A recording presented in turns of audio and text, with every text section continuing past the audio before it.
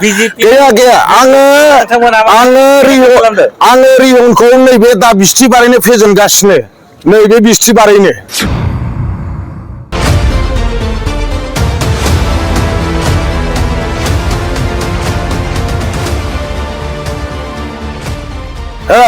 হিয়ালোর guitar হি বজায় আছে এটা হেমন্ত বিশ্ব শর্মায় কয়টা গিটার আছে এটাতো তো হাগ্রামা থই গেছে হিয়ালোর গিটার তো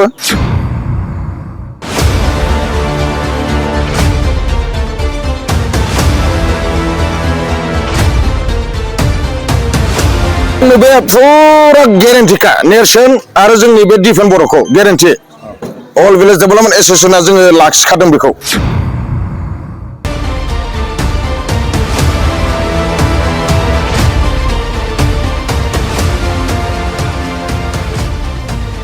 हाग्रामा सरकारा बेखौ फोसाबफिननानै फोरोंहरनो हागोन नामा खालि गावनि फिसाजो फिसालाखौल' बाहाय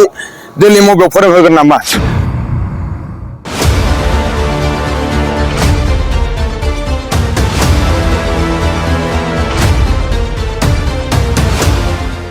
जोङो इउपिपिएल सरकारनि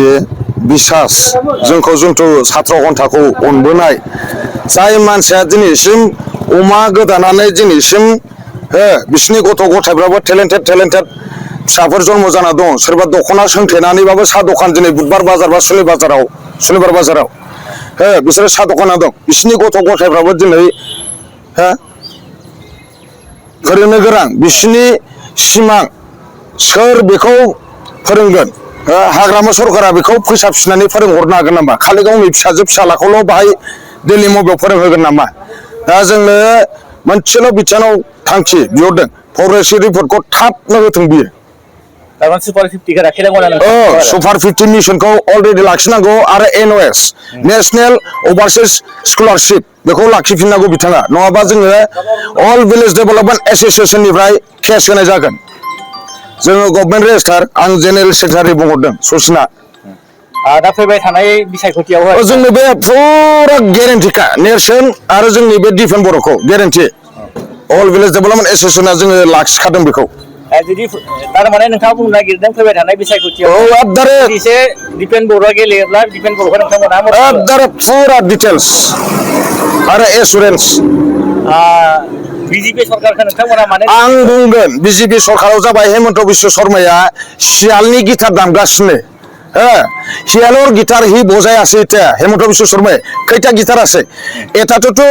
হাগ্রামা থই গেছে হিয়ালোর গিটার তো এটা আমাক কোনটো শিকাবলৈ আইছে হি কথিত ভাষা জানে না হি লিখিত ভাষাটো জানে এইটো মই আগত সুধিলম তাক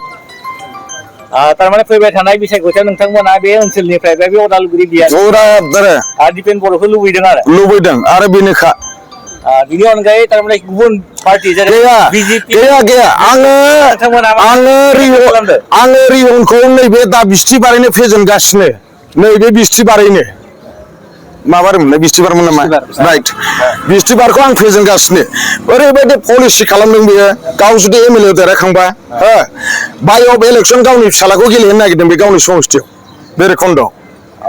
तारमाने रिहना जुदि देरहायोब्ला एमएलएआवहाय गाव मन्त्रि जानानै गावनि फिसालाखौ माने देरहायो ओमफ्राय थांखि दा बियो बै बेरेखन्द समस्थिखौ थगायनो नागिरदों आरोखि सेंग्रा सिख्लानि गोसोखौ लाइमोन आफादफोरनि गोसोखौ बिसोरनाबोथ' सिमां दंमोन ना बिदिब्ला नोंथाङा फैबाय थानाय बिसायख'थियाव सोरबो भुट होनांगौ होनना बुङो रायजो राजाखौ इउपिपिएल ट्रेक्टर पार्टियाव अलरेडि प्रमद सात्र घन्टानो जोंहा होनांगौ फैबाय थानाय समावहाय इउपिपिएल आव होनांगौ नोंथांमोननि आफादाव बेसेबांसो सोद्रोमा दं जोंना मथा मथि खैजन 6,200 All Village Development Association Government Register Udalguri नङा अल आसामनि टु पेराबारि आन्डार डिस्ट्रिक्ट आन्डार डिस्ट्रिक्ट गासिबो टटेलि इउपिपिएलखौ मदद होनो थाखाय दिनै एसुरेन्स